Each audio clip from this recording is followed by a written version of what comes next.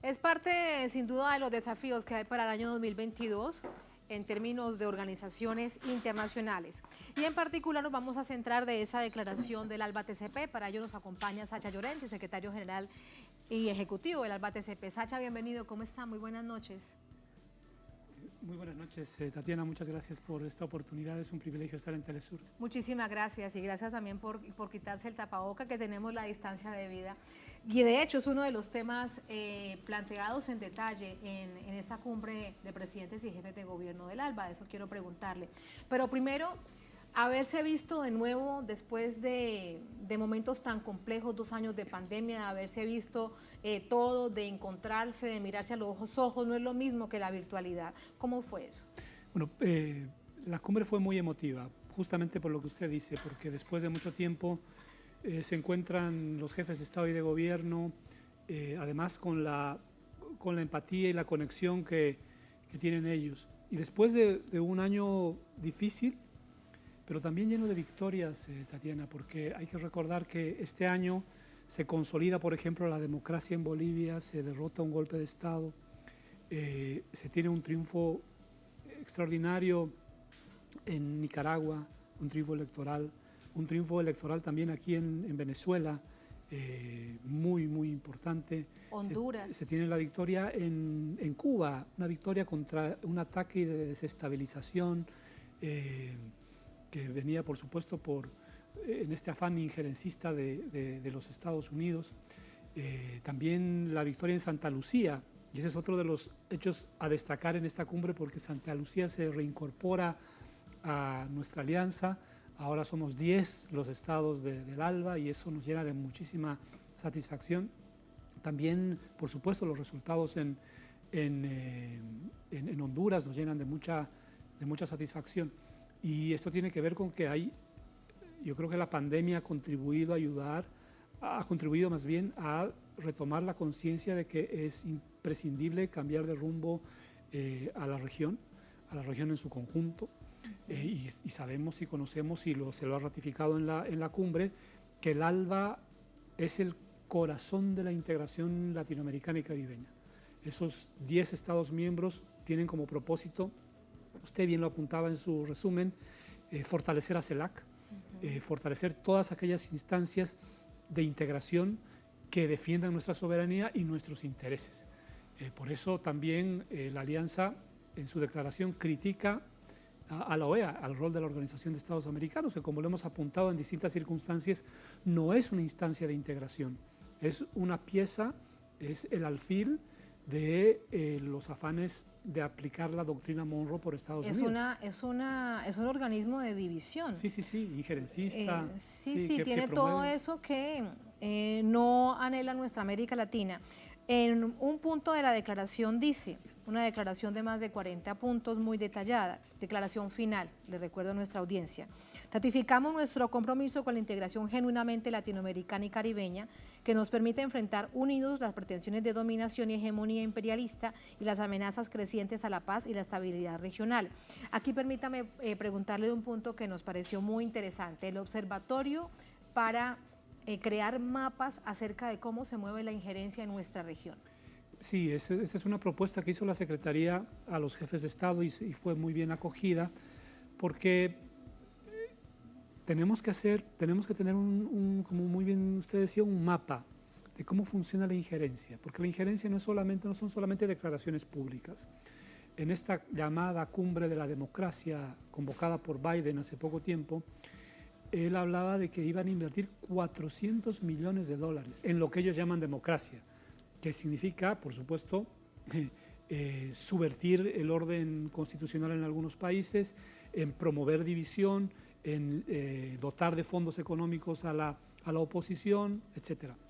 Entonces, el Observatorio contra la Injerencia lo que quiere hacer es un mapa de a dónde va ese dinero, cuáles son los organismos no gubernamentales que reciben ese dinero. Y aquí un pequeño paréntesis, porque creo que no deberían llamarse ONGs, organismos no gubernamentales, porque son muy gubernamentales. Lo que hacen es ejecutar la política exterior de otros estados en nuestros países. Es que ese es el parapeto, Sacha. Exactamente, utilizan ese tipo de esquemas para influir políticamente en nuestros países. Entonces, un observatorio que nos haga claramente cuáles son las declaraciones que hacen los funcionarios, los altos funcionarios de países cometiendo injerencia, a dónde va destinado el dinero, cuáles son las ONGs que lo reciben, cómo utilizan las redes sociales, estos denominados think tanks, y todo, cómo funciona todo este entramaje de la injerencia. Y esto... Todos esos tanques de pensamiento y sobre todo sobre unas naciones. Sí, sí, sí. El caso particular de Cuba, que está bastante explicado, y el caso, por ejemplo, de Venezuela y Nicaragua. Y miren cómo para ellos todo es bélico. La nuestra es una alianza para la vida. Dicen think tanks, tanques pensantes. Todo para ellos son tanques, misiles, guerra, ¿no? Entonces queremos hacer un mapa con dos objetivos. Uno, muy importante, que es la defensa de nuestra soberanía, la defensa de nuestra independencia. Y el otro, muy vinculado a eso, son los principios y propósitos de la Carta de las Naciones Unidas. Y queremos hacer informes periódicos que tendrán, por supuesto, además un objetivo pedagógico para que nuestros pueblos entiendan cómo funcionan estos mecanismos que luego derivan en situaciones como las que vivió Bolivia, en un golpe de Estado, o las situaciones de desestabilización aquí en Venezuela, recordemos a las guarimbas y todo ese proceso tan difícil, doloroso y violento, o lo que intentaron hacer en Nicaragua el año 2018, o incluso antes de las elecciones recientes, o lo que intentaron hacer también en Cuba. En todos esos casos. Incluido los lawfare en todas esas naciones también de América Latina, para el caso Argentina, pero cada nación tiene su propio capítulo de lawfare, de donde salían además también ingentes millones de dólares para ello. Sí, sí, sí. Cómo llevan a militares de América Latina y el Caribe a instruirlos a Estados Unidos.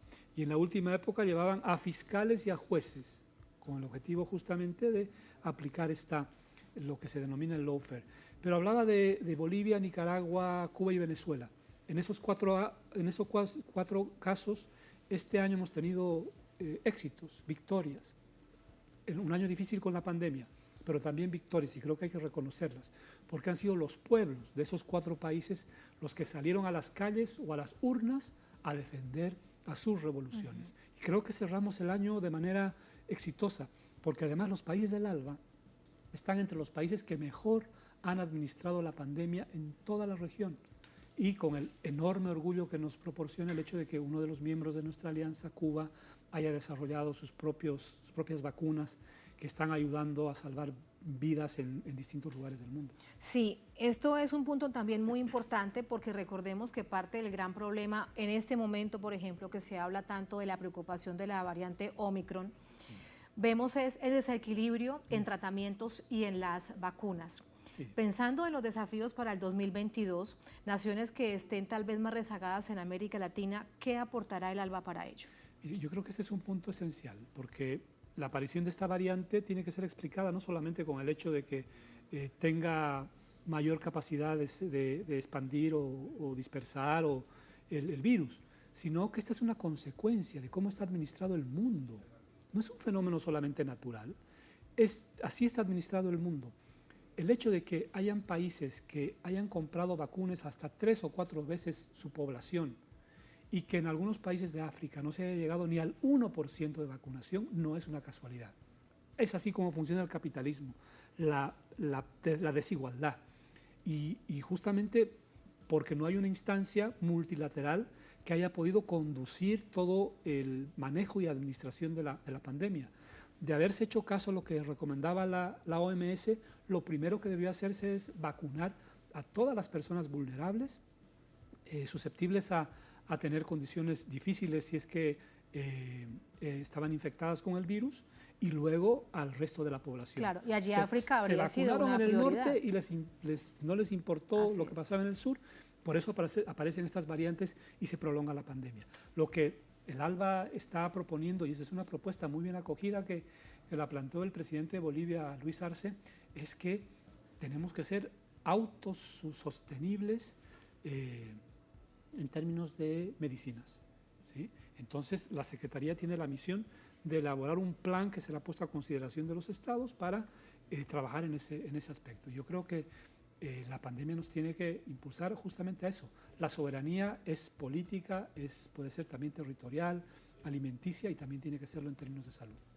Es muy importante, sobre todo teniendo en cuenta que cómo funcionan las multinacionales farmacéuticas es también todo un negocio y un gran poder mundial. Hay otro punto, Sacha, a propósito de nuestra América Latina y el anhelo de paz. En la declaración, reafirmamos la plena vigencia de postulados de la Proclama de América Latina y el Caribe como zona de paz firmada por jefes de Estado y de Gobierno de la CELAC en su segunda cumbre celebrada en La Habana en enero de 2014.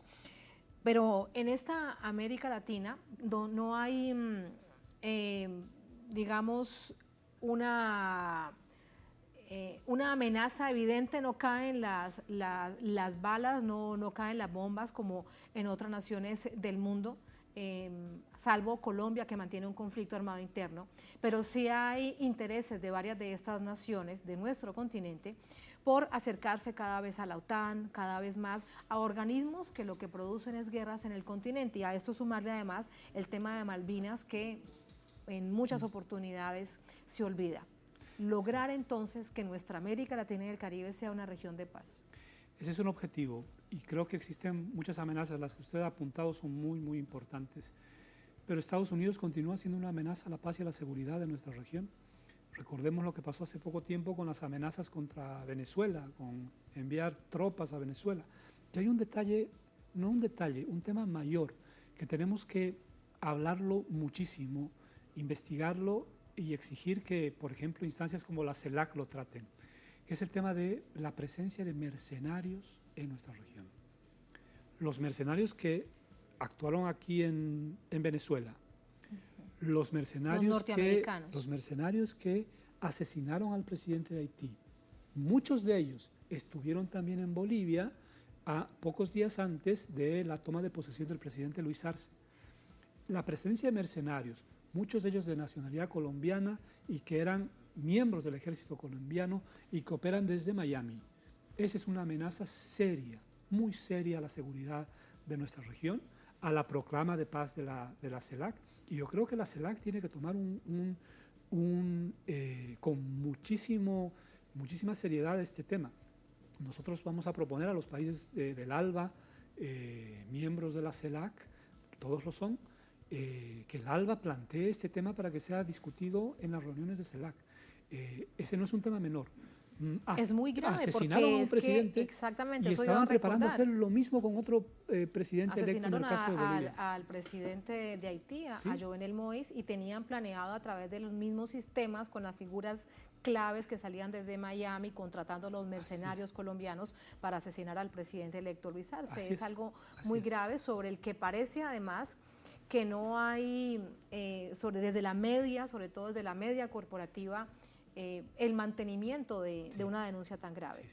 Sí. Tenemos que llevar eso a distintos foros. La CELAC es el apropiado, porque bueno, perder la esperanza de que la Organización de Estados Americanos haga algo sobre este tema, ¿no? Creo que es un tema importantísimo y que tiene que ver con la paz y la seguridad. Con la seguridad de nuestra región. ¿Sí? A propósito de ello, y mire cómo funcionan las cosas en contravía, teniendo en cuenta cómo es Estados Unidos, hay otro punto importante de esta declaración final. Manifestamos nuestro enérgico rechazo a la absurda e injustificada inclusión de la República de Cuba en la espuria y arbitraria lista de estados patrocinadores del terrorismo del Departamento de Estado de Estados Unidos. Bueno, hace pocos días, en el aniversario del fallecimiento de Nelson Mandela, yo estaba revisando algunos de sus discursos y él hace uno ya después de haber sido presidente, y él decía: ¿quién le da la autoridad moral a Estados Unidos a llamarse el policía del mundo? Si ellos son los que han lanzado las bombas en Hiroshima y Nagasaki. Y luego hace un recuento histórico muy interesante Mandela.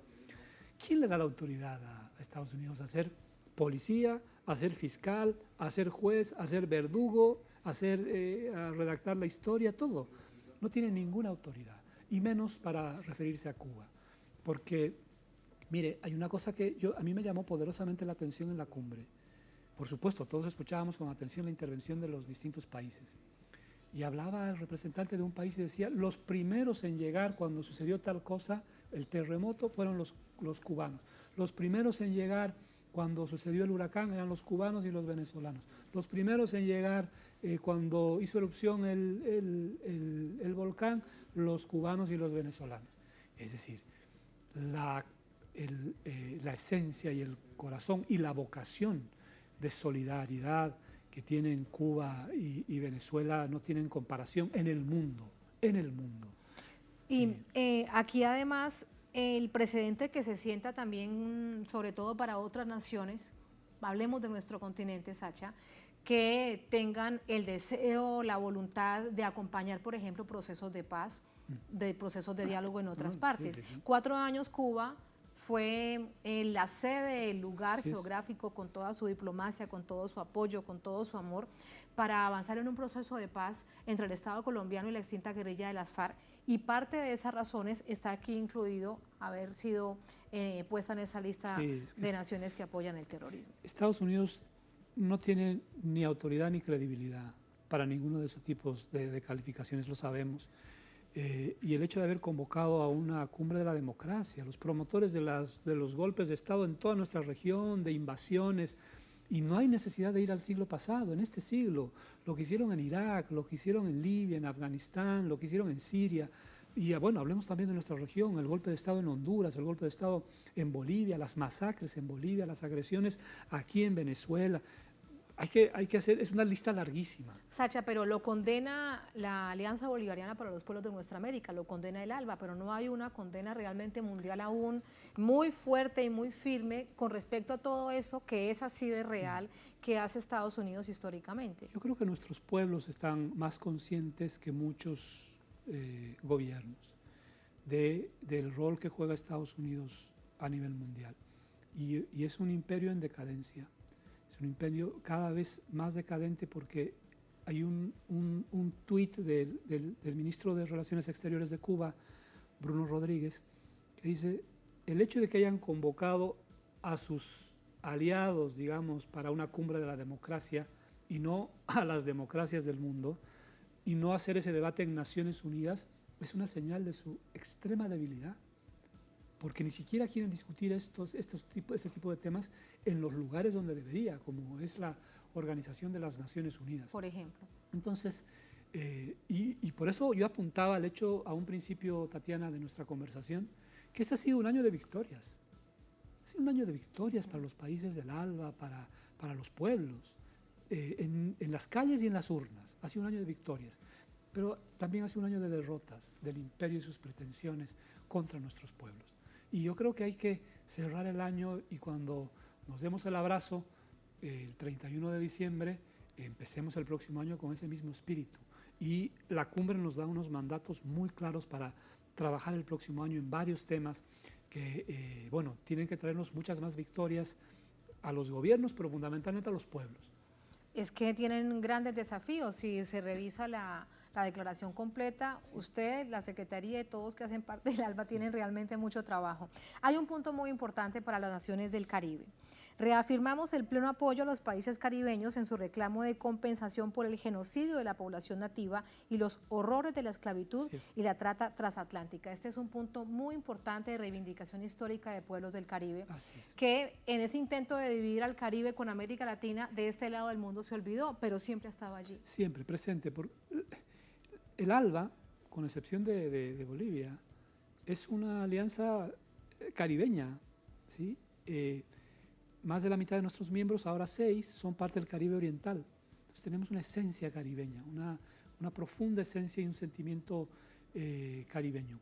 Y esta es una demanda no solamente legítima, sino que la apoyamos en todas sus dimensiones, porque existe una lógica de parte de los responsables justamente del genocidio y de la trata de personas, del tráfico de personas, de la esclavitud, que ellos quieren dar vuelta a la página. Esto está en el pasado, como si no tuviera relación con el presente y el futuro. Tiene una íntima relación con lo que está pasando hoy. Y esa compensación es justa, es necesaria y es imprescindible. Y el ALBA acompañará a nuestros hermanos y hermanas del Caribe en todo lo que ellos así lo requieran, porque esta es una demanda justa. Con todo este carácter histórico, ¿Cuánto puede haber, además de legalidad y de procesos jurídicos, para que algo de esto pueda realmente concretarse? Bueno, hay que analizar, existen distintas formas que entiendo, hay varios esfuerzos que se están llevando adelante en el Caribe. La Corte Internacional de Justicia no es un escenario para esto porque analizan temas desde cierto tiempo, pero bueno, nosotros no hemos hecho un análisis pormenorizado de los esfuerzos legales que pueden llevarse adelante, pero reitero, nos ponemos a plena disposición y acompañaremos a los países del Caribe.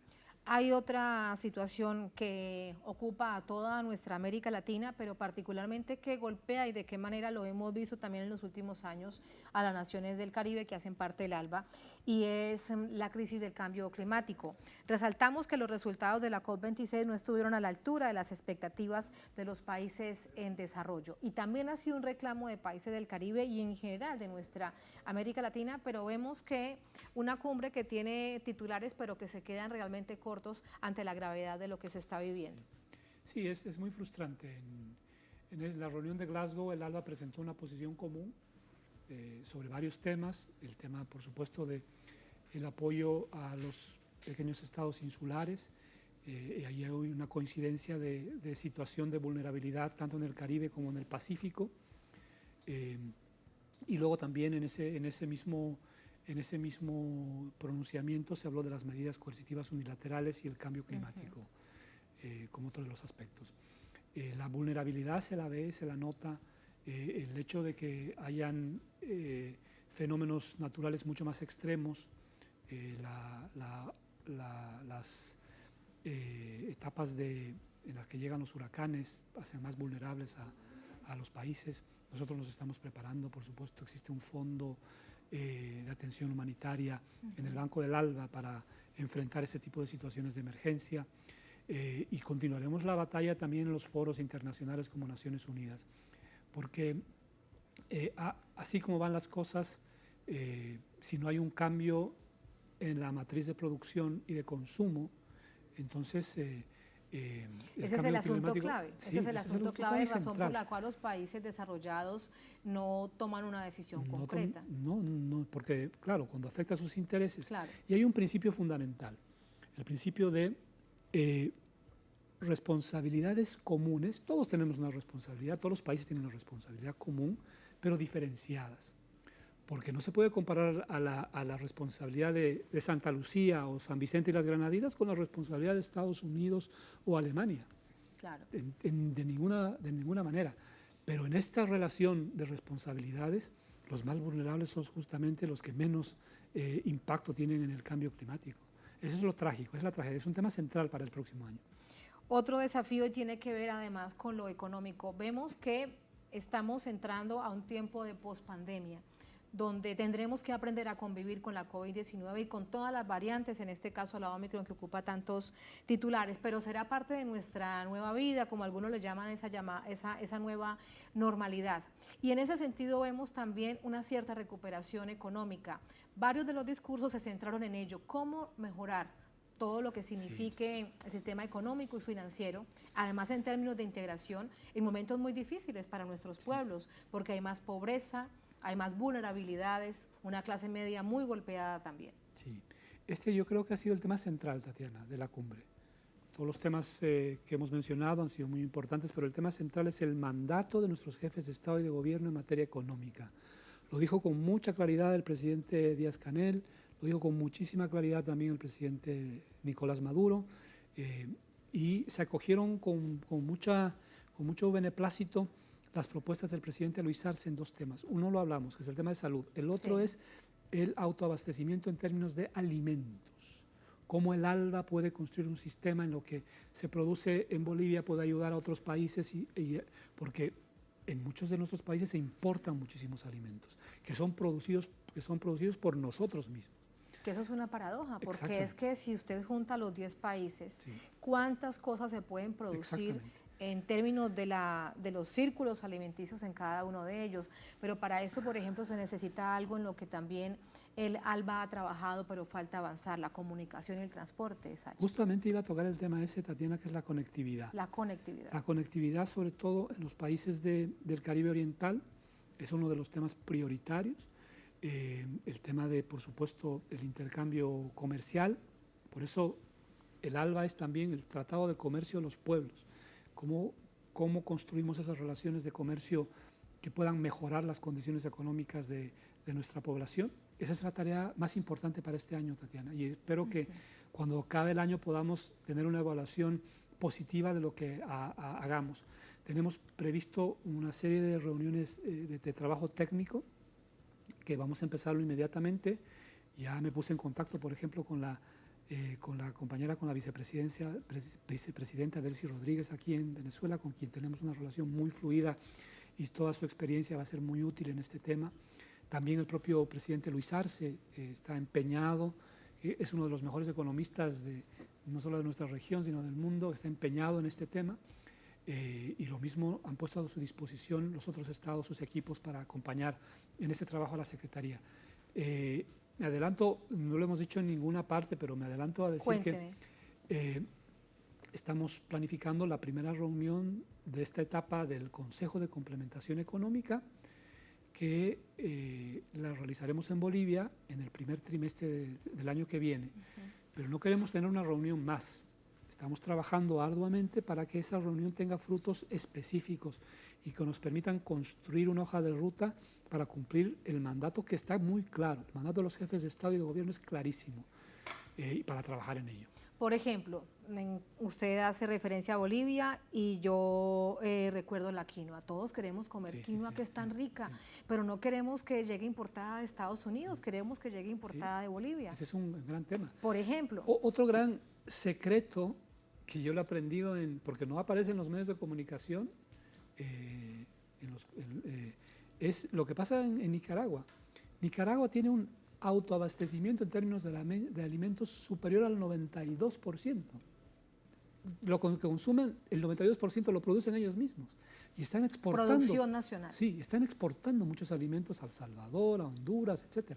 Imagínense. Entonces, ¿qué ejemplo? Estando tan cerca relativamente, pero tenemos a varios países del Caribe Oriental que importan muchos alimentos de Estados Unidos o de Europa.